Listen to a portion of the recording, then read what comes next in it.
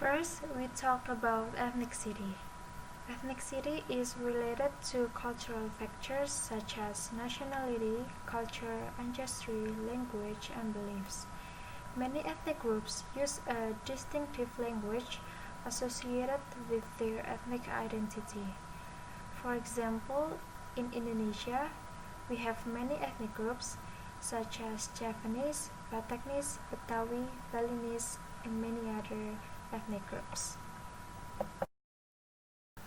Ethnicity in linguistic terms refers to a choice of language which is available for communication. It is possible for an individual to signal their ethnicity by language they choose to use.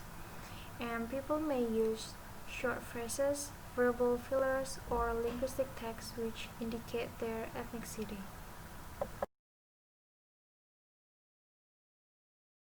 Ethnicity in language can be seen through these three examples.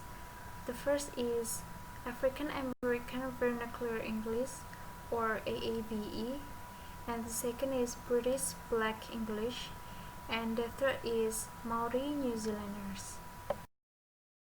The first example of language ethnicity is African American Vernacular English. African American in the US developed a distinct variety of English known as AAVE, and few features that distinguished the AAVE with the standard English are: first, omission of the verb be, such as she very nice, he a teacher, that my book, the beer warm. And another feature is distinct meaning of be, such as she be at school on weekdays compared to she's always at school on weekdays. The children do be messing around a lot compared to the children do mess around a lot. I ran when I be on my way to school compared to I always run when I'm on my way to school. And the beer be warm at that place compared to the beer's always warm at that my place. And now we talk about British Black English.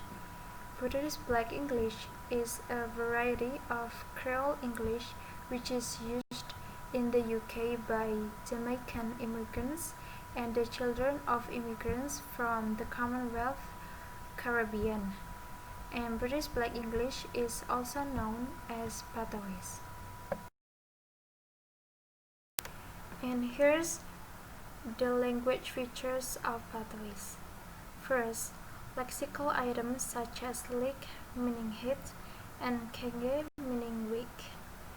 And different pronunciation like then and thin are pronounced den and tin. And plural forms don't have s on the end. And tenses are marked by suffix on verbs, so forms like walk and jump are used rather walked, walks, jumped, and jumps. And the form me is used for I, me, and my. For example, me name, which mean my name. And another feature is the form them is used for they, them, and their. For example, them car, which mean they car. And the last example of language ethnicity is Maori New Zealanders. In New Zealand, Maori people routinely use Maori greetings such as kinora, and a conversation between two Maori people may include emphatic phrases such as eki, and softening text such as ne, and responses such as e. And this is the example of conversation between two Maori people, and you can read by yourself. And now we come to the social networks. Well, the social network in simple is like the structure of a particle speech of community. And in social networks, and interaction between members within the network itself are the driving force behind how the language will change, or many a language affected by particular communities. And here, who we talk and listen to is like in usual basis is an important influence on the way we speak, like in an informal social relationship among the people, like in the workplace or even in the home or family that we live.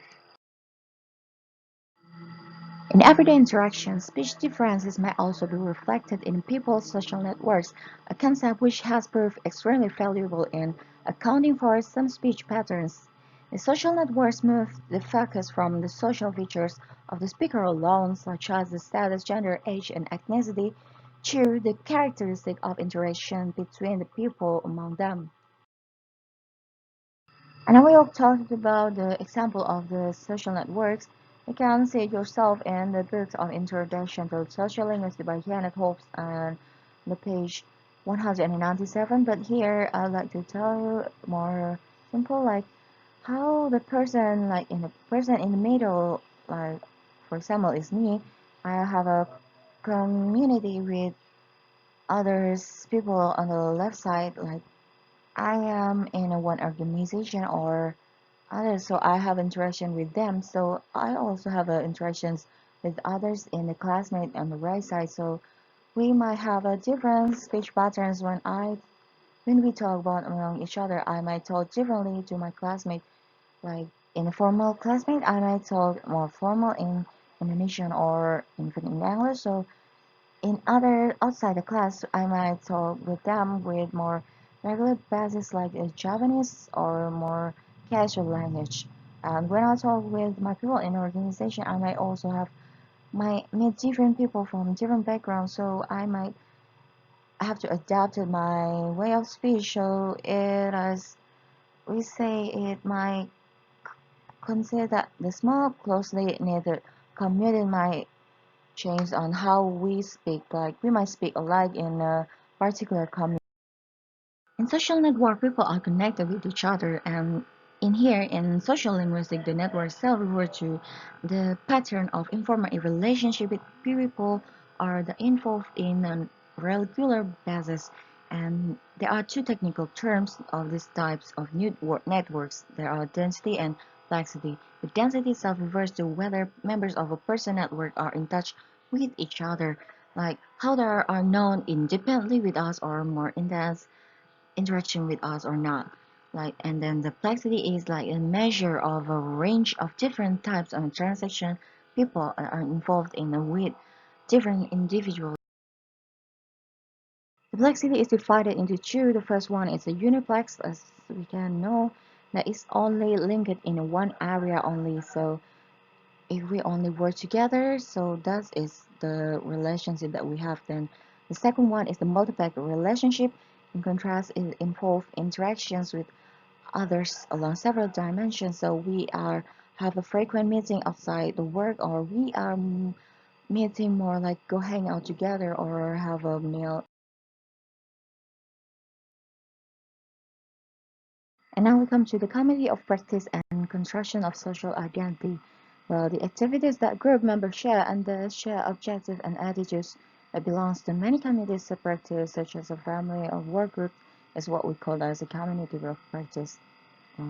Well, this cognitive practice has been adopted by some social linguists to permit a focus on social categories like this, which make more sense to participants than abstract categories such as class and gender. But the cognitive practice also developed around the activities which the group's members engage in each other and share their goals and attitudes together. Well, we can belong to many communities of practice. We share particular goals and way of interacting, like in a long term, like family, or the temporary, like how in an organizing an event or party. Well, that is how we construct the this approach, like how we use language to construct the different identities in different social interactions. The different aspect of an individual social identity will be more or less relevant in specific social contexts, and even at the different points within the same interactions.